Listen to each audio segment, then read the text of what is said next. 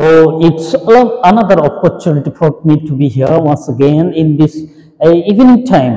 So, in this time, I am going to talk about the verb, as I have been talking about the verb, and not only verb, I was talking about the parts of speech, many item of the parts of speech I have been talking for the last 3 days, and also I have given different kinds of a name of the parts of speech, just like noun, pronoun, adjective, and verb.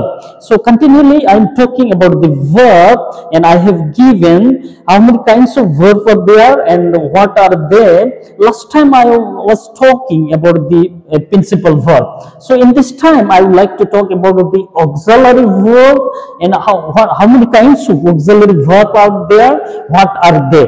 Now we want to know this, or I want to make it clear to everyone, those who hear and those who see. So dear friends, sometimes you may think that why should I know this, and what is the importance, or why should I learn these kinds of verb, and what is the useful for me. So I know that without verb we cannot make any sentence meaningful, because verb plays an important role in our sentence. That's why last time I have said that verb is called the soul of a sentence. So this time also I would like to give you this a brief explanation about the auxiliary verb. So এই সময় আমি বলতে চাই যে আমি অনেক কিছু বলেছি যে পার্টস অফ স্পিচ থেকে আমরা দেখেছি নাউন, প্রোনাউন, অ্যাডজেক্টিভ এবং ভার্ব আমরা দেখেছি, এবং ভার্ব থেকে আমরা দেখেছি যে principal verb, auxiliary verb, main two section, এবং আমি দেখেছি প্রিন্সিপাল ভার্বের ডিফারেন্ট কাইন্ডস অফ প্রকারভেদগুলো, এবং এই সময় আমি দেখাতে চাই যে অক্সিলারি ভার্ব কাকে বলে। আমি লাস্ট টাইম বলেছি যে অক্সিলারি ভার্বকে বলে যে সাহায্যকারী ক্রিয়া। এই সাহায্যকারী ক্রিয়া বলতে কি বোঝায়? যে ক্রিয়া প্রিন্সিপাল ভার্বকে সাহায্য করে অর্থ সম্পূর্ণ করার জন্য তাকে অক্সিলারি ভার্ব বা হেল্পিং ভার্ব বা সাহায্যকারী ক্রিয়া বলে। অক্সিলারি ভার্ব কাকে বলে? যে ক্রিয়া প্রিন্সিপাল ভার্বকে সাহায্য করে অর্থ সম্পূর্ণ করার জন্য তাকে অক্সিলারি ভার্ব বা হেল্পিং ভার্ব বা সাহায্যকারী ক্রিয়া বলে। সো হিয়ার, তো এই জায়গায় আমি দেখাতে চাই যে এই অক্সিলারি ভার্ব 4 ভাগে মূলত ভাগ করা হয়েছে। অক্সিলারি ভার্বকে 4 ভাগে ভাগ করা হয়েছে। নাম্বার 1 বলছে যে বি ভার্ব। নাম্বার 1 এটা বলছে যে বি ভার্ব। এই বি ভার্ব মানে আমরা জানি বি মানে হওয়া, বি মানে হচ্ছে হওয়া, বি মানে হওয়া, হয়, এরকম বোঝাচ্ছে। তো এই বি ভার্ব গুলো কি কি? যেমন am, is, are, was, were, এগুলোকে বলছে যে বি ভার্ব। এগুলো হলো বি ভার্ব, এগুলোকে আমরা বলছি বি ভার্ব। এবং নাম্বার 2 আমরা দেখি, নাম্বার 2 বলছে যে ডু ভার্ব। এই ডু ভার্ব গুলো যেমন হচ্ছে যে ডু, ডাস এবং ডিড, এগুলোকে বলছে যে ডু ভার্ব। এবং এই ডু ভার্ব আমরা জানি যে ডু মানে করা, এইরকম দেখাচ্ছে যে। এবং নাম্বার 3 হচ্ছে যে হ্যাভ ভার্ব।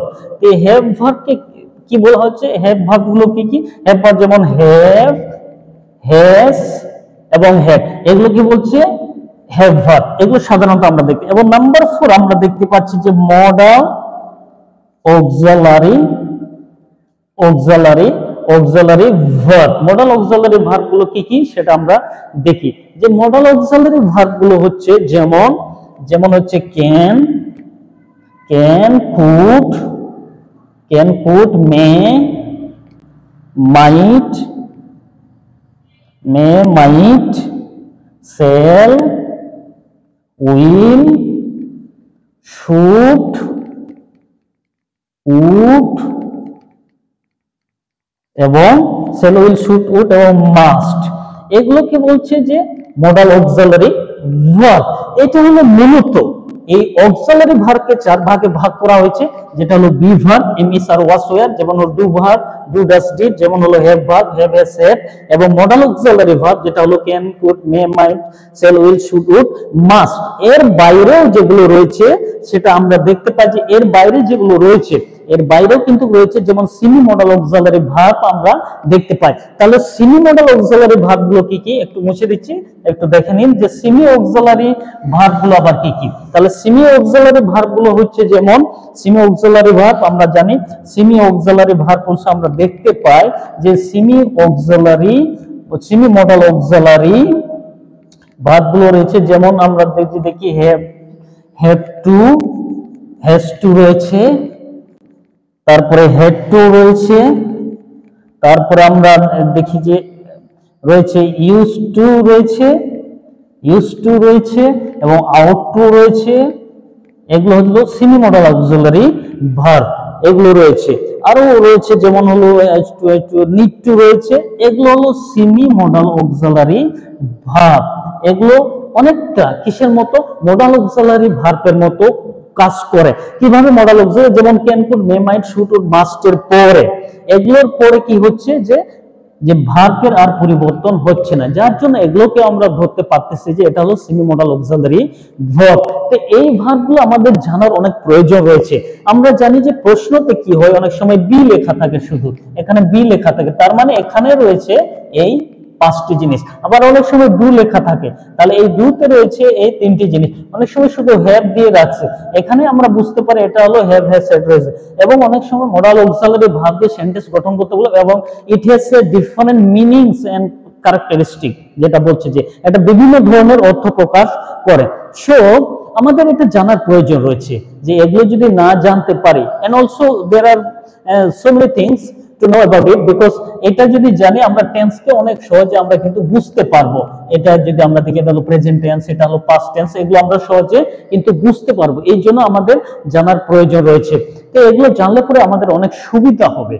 তাহলে আমরা কি করব, তাহলে সহজে আমরা ভার্বের সম্বন্ধে আমরা কোনো প্রশ্নকে সহজ করে উত্তর করতে পারবো। যখন আমরা কোনো সেন্টেন্স গঠন করব, তাহলে সেন্টেন্স লিখতে অনেক সহজে এটা লিখতে পারবো। বা যখন আমরা ইংলিশে কথা বলবো, তাহলে আমরা অনেক সহজে ইংলিশেও কথা বলতে পারবো। সো এভরিথিং, সবকিছু আমরা অনেক সহজে করতে পারবো। দ্যাটস ওয়াই, সেই জন্য আমাদেরকে জানা এটা কিন্তু অনেক প্রয়োজন। সেই জন্য অনেক ছাত্রছাত্রীরা মনে করে আসলে আমরা এইভাবে ডিটেল আমাদের শেখার কোনো প্রয়োজন, সামহাও যদি আমরা কোনো প্রকার শুধু পরীক্ষায় পাশ করলে আমরা অনেক কিছু করতে পারবো। But I think it is not the matter to only just pass the exam, but it is important know better. That's why. So আমাদের জানার অনেক প্রয়োজন রয়েছে। So thank you so much.